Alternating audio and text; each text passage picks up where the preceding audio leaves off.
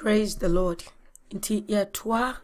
ya nkyerɛkyerɛ ne so na ye pese nipa ete ne ho ase eba abɔfo fam na ye ka omubone side no ewia ye beto ye boase so aka papa no so ehu asem bi na ye hu se Satan no Bible no ka ne ho asem se oye bɔfo a nyame di tumi amano oye powerful angel. Na 2 Corinthians chapter 11 verse 14 hono. Korinto 4 metos community du ba kon yimu du 9 no. Na enye nwanwa efri se Satan no ara mpo dane ne ho se han bofo. Enye de nwanwa se de Satan no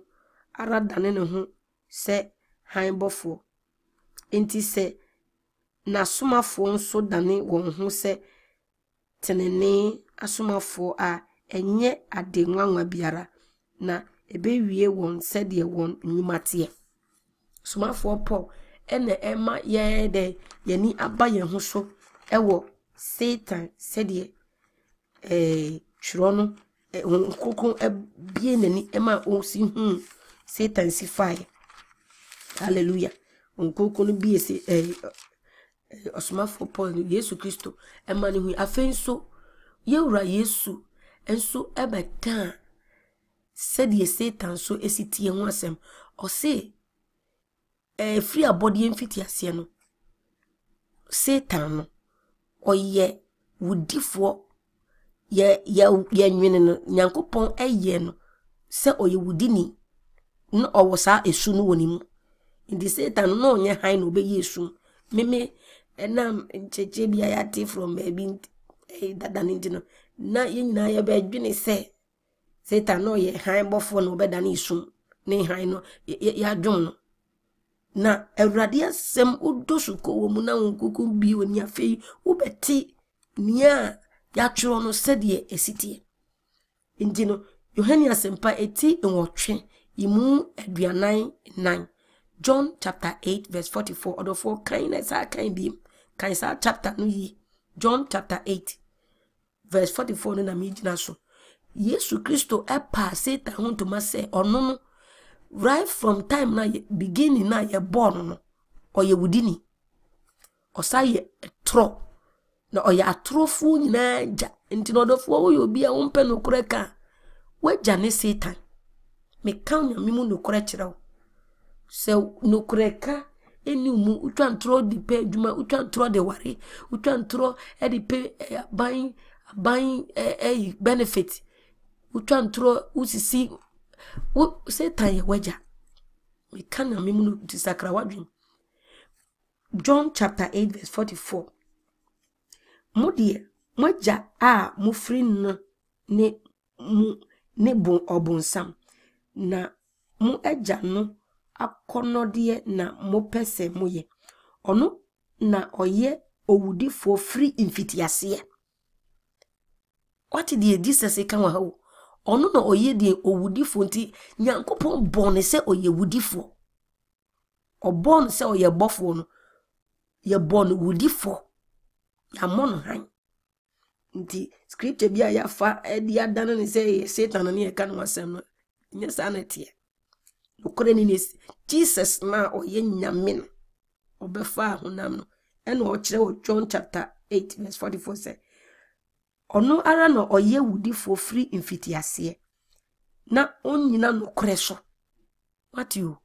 indi ye ade mienu na Satan nyame di wura ne mu awudie eni atoro no man to mi so on this adwuma atoro onyina no kore so efri se no kore inni mu ade eye han bie ni wa twantoro indi se ye bon han a ontimi nya Jesus ntimi me kan fa Satan we say nukure nini mu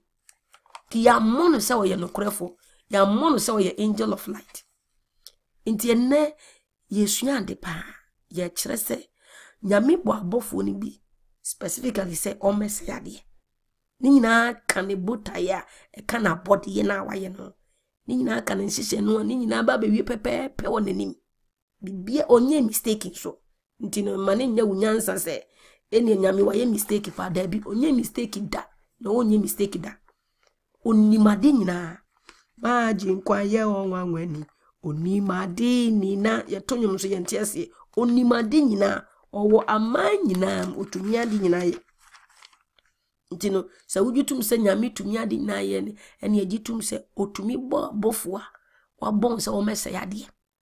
ono anu waka for di for Isaiah mu se me na mabo osefo se de on say ti Jesus so be confirm se Satan no fiti ase na ye bo no oye wudifo ye bo ne wudifo na osa ya treja sense no kure bia nso ya mfa no kure nso enwura ni mu na momen kai se Jesus no ni nyame enuma asem a ede bo adenti out of Jesus ni ye bo no Satan obo no se ti Jesus dey onim Satan in and out cause ono ye onim in and out ono na oye nti se wo Yesu mu a unim bonsam nti no na de bi obeye bia no and take you by surprise ni nyina frenchim said ye enu ti uhwe ya bono said ye omeye den omme twantro nchire nyamema nchire nipa adasa omme deceive omme dada na dwuma no na die ye pese oti asense nyame edi Satan so complete ono na watwa ehia no baby a onye ne dwuma enkosi enkopem enti ade bia Satan ye wasase su bia nyame nim se ne wuni mu aya kire ade bia Satan ye bia nyame na apemete no nyame nim se onti de make na sia bie Job nwoma no Hiob eti baako imu insia kosi edumienu no na eba se debi osoro dom no ba bejina Awurade anim na Satan so di won mu bai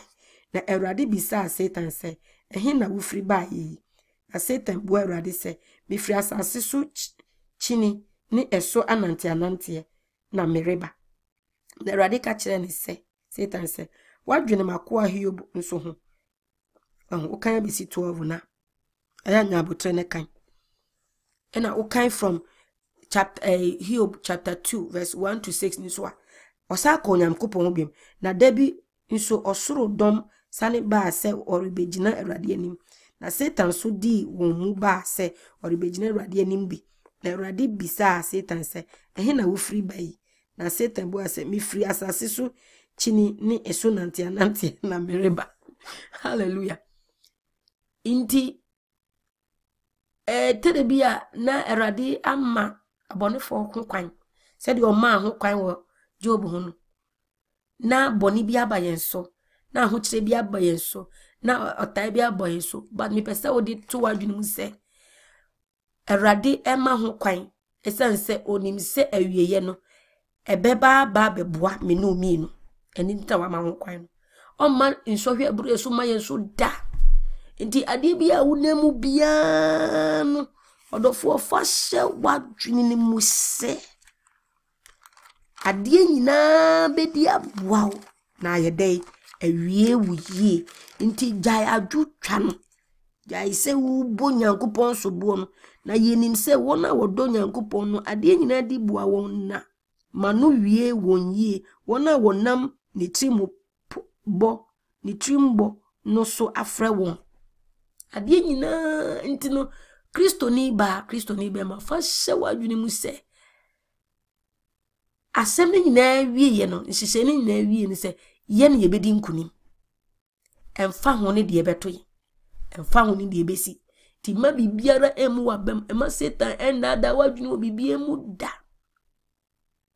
ntino de ebinum mikra ma ka bi da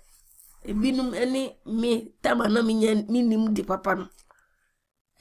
chere Satan no a righteous angel no otne na sana obe fall from grace no enye no kresa John chapter 8 verse 44 no chere se enye no kore ye chere ye to fapim bi wo wakomam ene wadwenem ejina nyame asem so o ye Bible student me ye Bible student chere obi amaka ho asem bia nya botre ne kan na busa ho konkono na on chere wase yi na ofa de ye kan so ebeboa sa false doctrine theologians ni preachers bi akrama ya to yetrim se na Nyankopon Satan ye anointed cherub no oka cherubim fo no ye cherubim ya sra ne mu na okata ahumabro akonya no esi e heaven entisa said the actual Ezekiel odifo Ezekiel enwumatie duonu wotwe imu ba akokosi dunkunu no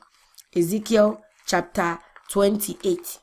verse 11 to 19 odifo Ezekiel eti eye aduonu wotwe no eti aduonu wotwe imu eye duba akon ede ba ose na Awurade Nyankopon asemba me nchense onipa ba twatiro hene hu kwadwum na ka kire no se Awurade Nyankopon sie ni wo de wo ne abode afefe mu de oye nyansa ahye wo ma ahofe di mu Nyankopon tro edi mu na wotie abode abo nyina ye wo nkata ho bojanambo akrata bo ne bore bo sika bre bo apopo bibre bo ne ahwehwe bo ahoabo nsramabo ne ahamamono ne sika wo mpiti ne bo maso wanim eda wo bo no na wosiesie bebere kira se ye Satan enye Satan sa king of Tyre no Tiro hene no ono so oye another powerful angel no kore womni se Jesus eka se Satan die obonsam Satan no Nyankopon bono emfitiasian beginning no ye bono se oyewudifo any atro nyina eja right from day one na ye boss Satan ye bono se oyewudifo John chapter 8:44 nyabutre ne kan na nyame nkasa nkyerɛ me na menim eso enne Awurade enam ne timo poso ama mehu Awurade nam ne timo poso ama me mayede mehu odofo nyame odoyi na onam na semu so ede opese awiye yehu nokore enu nti eno ma yehu se die usua Bible no ekire na ebi wadwem ema wohu baby a oponefo no die radia hihya ama no se omeye de omeye ye wonipa bi a nyame ahihye boniye ama won se omo no die nso omeye de omeye boni enu nti smafo Jude ekan Jude Yesu nia okan ewo Jude verse 4 no na nipa bi ewiewia won ho abamu a wo free tete wati wo so wo free tete beginning wo free tete atwere won ho asem di ato ho amasa atemu yi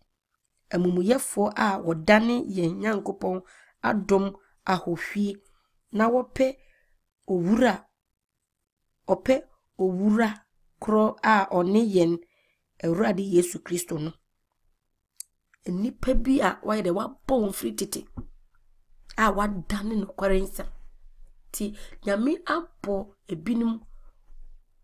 ena wa commission won said ye won say ade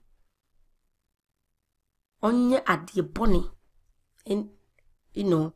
na ye nipa ne ntia sie wi nti be se o we die de na nyame ma ho kwan se ade a wontia sie bia men question me di hu chim ni ade nyame enim de oye nyame onim de oye papa ti o hwe de Jude Troy na o se nipa bi eden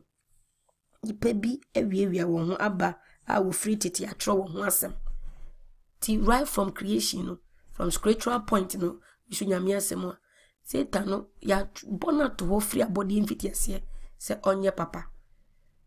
ntino enwunya se obekwa akwa criticize nyame se o ade ntina waye ni si anasese e wo se yenti ase se enu ne ma nyame ye nyame enu ne ma nyame eye nyame ene emma na body mu de eni hwehweye bia na nokure wo mu se nyame no a free beginning no akwesi time ani nyina be end no de ye papa ne boni ni nyina no ono anu aye ni nyina ono anu kurem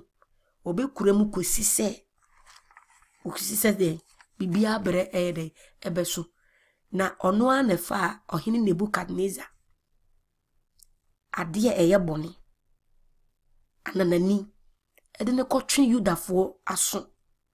asana Kristo in the 6th century asana Yesu Kristo beba na ukan Jeremiah odifo Jeremiah 25 verse 9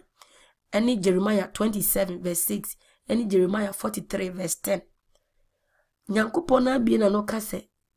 Nebukadnezar eye nakoa Nebukadnezar ko se nyame aso dan kunkum nyame ma ni ade ofra ne so oyerde nakoa ti nyame otimi fa de ye boni tu no de aye bibia hye no anunyam de be hye na yi ne plans mu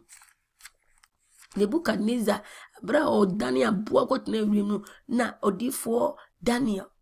any odifo Jeremiah ofa ho kan Daniel chapter 2 verse 49 any Jeremiah chapter 1 verse 10 na edi won fa on se odi won edua na odi won asi odi won ate aban foforo awo Babylon intino no kura ni se Nyankopon adi affairs bi ade bia ekoso asase so university nyina no se de yakana somafo nyuma eti du num imudu wotwe no Acts 15 verse 8 no onu free fitiase nim ade nyina onim ni nyina bibia ni wa taking it by surprise metie so for be pay very popular in America aha na oka se Nyankopon onu no ye the first failure na ofelie angels obom no mu omu kra rebel against him no fail na omu de 1/3 of the angels na eba asase so wana ka chose Nyankopon ye failure onye failure so funu onim nyansa onim di okika nyame onye failure onim de oye adinyina onim bibia nti se ye hwe abofo mu ya de toto nyame asemu a yehu se Satan no nyame ne bon so mese ya de na wo soro ni wiem ho ba bi no wo onni na ne nkrofo a omo so de se wono na ni angels ni bi so omo ye de omo omo beko omo ni osofo panyin anabofo panyin Archangel Michael eni Gabriel mo omo beko but ye ni masem na wiye e di sem eti duminu imu so no se omo ebedi won sunkunim omo be ye de ebedi omo sunkunim ti yewo abofo a wo ho te nyame ahyeda ayi won a wo ho te anyame bo won se won de wo ho ntiara na won som no nyame ekusi awieye na yewo omo so a omo so no nyame di apere akusi wona wieye ya odi won be kwa akogudie ejenim nti ha no yenhu se yewo abofo a wo te ne mpono wona ho tie mu no mpono kra no still na no kan Job ho no Job nwoma na Job chapter 8 verse 4 verse 8 na erade asem ekase ono kra no edu ba bia onimu nyansa onim ni nyina Job 4:18 hono eka se hwe ne nkoa mpo omfa ne ho ento won so na abofo no obu won se woto mu meaning se enye de onim nimdie nyina ansi ti Satan bet me plan bibi oye kukukuku ye gidigidi de oye bia no ye pese wonti ase ehu se nyame nim sen Satan ene na pamfo ni na abofo ni nyina no otosni se de ye nipa radia sema ya ti ase se ye nipa ye tosni ye wo ye honam boni honam ye tosni na ye ba by nature na ye ba se aboni ye fo mpo akwala akura no nyame right from birth no kura no David se boni mu na me na ni se me right from birth na abra wa befa honam die ye hunu se what other boni mu to kan Romans 3:23 so ye na ye boni Yankopon no nyama boyen Can Romans 5:12 no so and also oka the same thing. Now can Romans 7:18 so and also oka the same thing. Dinsa na abofo no ya bobi mu to ato bonim ya bobi mu so ede ato papam. Enu ntina obonefo no wona obon to bonim wo ma fa heavens no bi aboso no. Enu ntina Yesu Kristo ni wuo no ni moja no de be kwa kotew saa bia ho no. Yesu Kristo ebe kwa kotew saa bia no. Enu ntu ka Hebrew for ma eti nkono imu aduonum yensa Hebrews 9:23 enne na etwa se wode yenum te osoro nioma nhweso no ho na osoro nioma no ankasa de wode afode a chene yenum na ete ho wode Yesu Kristo moja ene ete osoro ho na Satan na powerful na ase ho no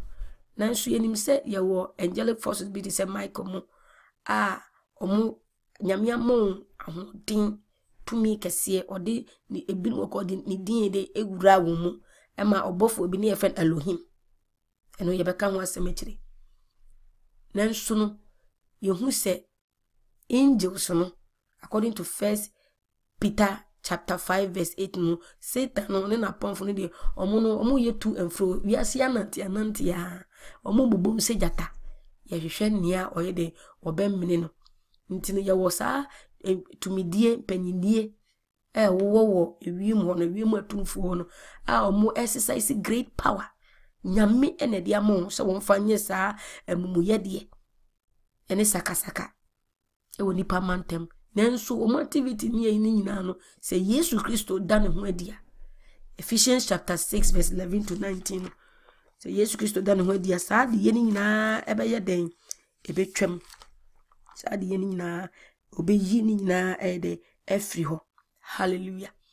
Ti yehu se yewo saa evil angelic powers ya nyame na ngasa na yede awodeni wayi eso munye ade ye boni na omo ye for a moment, for a period of time. Ko sister Yesu Kristo di erade ahenye ne ebeba sa ibe rasa millennia na di sem no eka ho asem no ntino for right now ne de oma ye so successful looking like say na honhom atron no de ewuradi fo ni mu ubehwe na atrofu nipa bibre ti omo na se omo deceive ni papa san say right now de na me de sa bre ya shom se so omo ndi se adwuma no ti yenhwe bibi kakra yenhwe nkomhia ewurade akato ho ama anti-Christo no antichrist no before Christo beba no dwumadia Bible na kan ato se omo nso oyede omo beba bedi ana de ebekoso ewo saa ade no yenim se ade eba besi ansana Christo maye no ebeba nyina no nyame poni de no na meka ni omo boni na na bufushia edebeba wona obetina sem so atwia na obekwa ko di saa angels ya odi ya di boni room omo no ma falling omo ye falling omo in the falling state no odi beba omo sui erade ekato hodada which means say onim right from beginning onim dia omo ba ye de omo ba be ye ni nyina ahihye ni nyina ato se ni nyina emre mu pepepe na erade Yesu kan ho so asem ewo Matthew asem petie dionu 9 mo dionu 9 hono Matthew 24 osi antichrist no obeba sinim na waba be ruli oba be hwewiase nyina so na waba be hanipa bebre oba be ye ne ho te se de ono ne Kristo no asode odi asomdua ba asode bibia to din ntro se anhwe ye kura na wona oye the elect wona wa select wona wa pa won kura hwe ye oye de obedada wo ni nyina ya de anyame na ahihya to se etwa se ni nyina ye de eba ni nyina ka ni divine plan no ne timu pa ni pantiminti ase no o hihye to ho from abodie infiti ase eni ti asoma fo nyuma iti du enum imudu wotwe o se nia onim yakopon a onim ni nyuma nyina from ahyase no onim ni nyina nti ma bibia enye na ewo wadwenem ana wotrim ne hu se nyame na ahyehye se ni nyina emma so pepepe se ne ono ne tiripo esitie afei saa abufuhyew na ayi a odi ba awiase so a watro adisem etie yensia imudu nsia ne du nsun wono nyame na ahyehye to se emra ebeba ne sa ntino odi saa poniye na ebeba no a ono na ahyehye to wono edi ba be correct betne nipa wo anyi papa antum ne mom opre se de obedi boni echi ni nyina nso nyame na ahyehye o mato se o se ba ne sa eno na Jude verse 4 no watro nti yepese uhu se nyame no bibia hyenesa ne ope no ena yede oye na se ne waka to wono ne wa hyehye bia no anade ne numa asemaka se ewo se ba bia no eyede ebeba so nti uhwe Thessalonica fo nwoma etosu mienu eti mienu imu eye duba kono osoma fo Paul ka se wona wabo wona dwene arefie na oye eniema eyede ene boni anase nyame ena ahye se wona dwene enya arefie adwene na onye sa ne boni na nyame bufuhye de embra wonso nyame na ahye ni nyina nti yehye sa de ne nso se nyame na wa odeni right before all boss university sa ni wiase nyina no na wa hye sa ni pan na ato ho wa hye sa de ni nyina de ato ho ntino antichrist no ni niema ebeba no erade asem kan wadi di sem se ebe eti se eye sign bi mark bi ashensu bi ayede odiba mark of the beast and then the final kingdom, the final empire ebeba awiase anase ebeba asasene so ansana Kristo ma yetosu minu na yede aba na odinam bonsam so bonsam ne na pamfo no so ene yede beba ni nyina no eye Ewrade Nyankopon ene ye ne wura Yesu Kristo ye nua be ma panyi Yesu Kristo ena o ma hyehye ato ndino ye pese Kristo fo nyina ye tie nwase na ye nyantiase bi ewo sa adiye na eba besi no sa hunye beba efriwa na antichrist no na hinye no ebe take over na sa hinye na ebeba no ebe de say one world order bekika amamani na bobom na ayete say omudi asumdwie aba ntine beye ni Kristofo bi adwini say o ene Kristo no na wasan aba odi asumdwie de eba se de watwo wa dise no so oboa counterfeit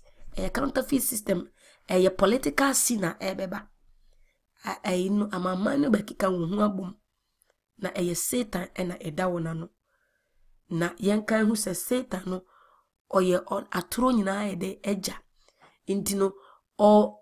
na hini no di beba no sa antichrist hini no ebe memeke anase ebe yete se de millennia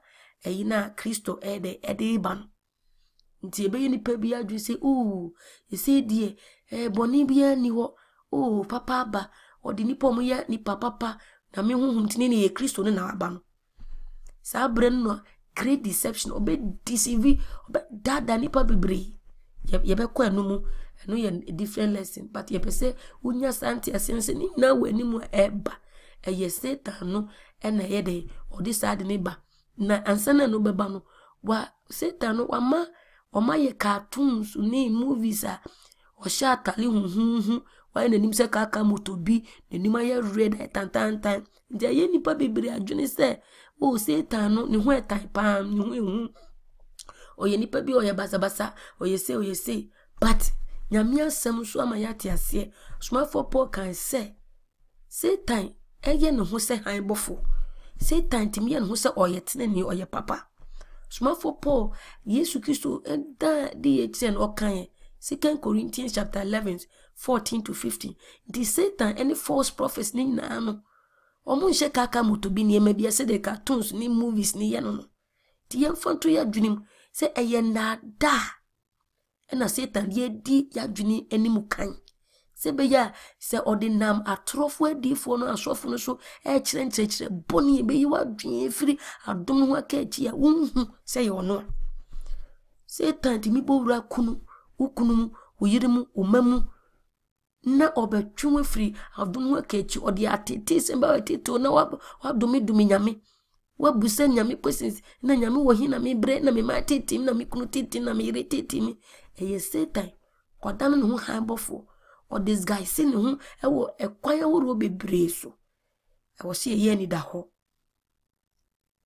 Erade asem kan o adi sem eti ye dumienu imu wotwe imu nkono se Satan no oye old serpent oye woda da otwease ye dada te se nani ate papa ono na oye de obedada wiase nyina enti no odi kan di picture tantan bi se ono no hu bibi tantan bi o dane hu adi kire enipa bim o dane ne hu hanbofo dane ne hu adi kire enipa bim tie ye bi ne madwene se na minya revelation minya die na mi hu nyame bofo na mi hu we na o so Jesus enne me ne wo ka se ye wo bebrea Satan yi ne hu adi a kire wo o ka chom so ye Jesus Christ ebi no ka chom so ye Nyankopon nso nyame obi ne obehu nyame obetena se Exodus 33:20 nyame so obi ne obehu na obetena se hu na obebu so obi so wehu nyame obi so wehu na obi Jesus di oda ne ho adi kire nipa na so Satan so da ne ho adi kire nkrofo bebre se oye Jesus yemfanto ya dwun se oye dadafo na ne dwumadi eri ahye ne se obedada nipa nti me emane nada ewiye bre emma Satan enada o de biara da money for under no circumstance no way ma on that down de biara da entwu enko akiri se de wama wahu o TV so ne nye sa na ote odi na ma sofo ni mu asempakafo ni mu adifo ni mu bishop senior prophet ni yifo ni mu omo dada nipa eno ena odane ne hu de se nyame subi de se eno ko dada ye nana oba Eve ewo Garden of Eden o kasa ti se Nyankopon subi te se ube ti se nyame na nti ma Eve adwene ye ni se eni nyame cherubs ni bi krampo na aba ne mi ebe kase ene ma Eve adwene se san ye kofa eye nia no ni so ye de oye dada Eve odofo ogusu a odada onam ye kunu num so oburo bia no dada odi dada nti ye ma ye ni na ho obetima fa wukunu obetima fa obia so abedada onye ugly monster na ya portray akire wo movies in any cartoons mo kire nkwala no oye no te se hanbofo entina asepakafo ni bi ti asiese se de ya describe Ezekiel 28:12-15 hono king of time ono oye angelic being foforo onye Satan eye binum se ye Satan na ne ya hihya ne sa Satan they know you would for right from beginning. Right from beginning. Nti sa cherubims no. Omuwa abofo odi kasta Nyankopon humobro akonya na ewo apam da kanim no. Said Ezekiel kasa ne ho ye fesifa. Nti imagine say so obi hu sa adeni bi ewo ne daye mu obeka se nyame na yi ne ho adi ache no. Nyame bofo papa na yi ne ho adi ache no. Esan se o ya dia efe. Ye na dia efe. Otimi disguise into anything. Enuntino yenye ni da hopa sa Joseph Smith Mormon for leader no. Abofo false angels ni bi yi ne ho adi che no.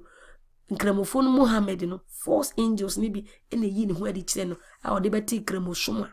Ene ode omu nyina se radia annomo Yesu annomo a ombekọ hell. Ntino obi biara odi ni ministry ni church a revelation this vision that yenye careful was ankrofo no yenye careful wo wona wonu chira ni we na nyina agina revelation this revelation that vision this vision that won nyina bible so na chira dwaneje wo krankwa esense churo no na odi amaye se yenhu no kra ni mfirim churo no Nyankopon asem a wankwati anye bibibia ti obi Satan ni na pamfo no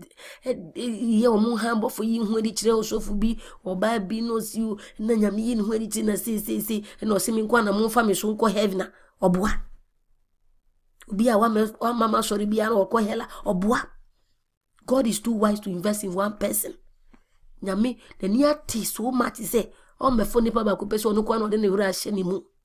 Odofo yenya nyansa ewo nyame mu yenya suahunu ewo Awurade Yesu mu.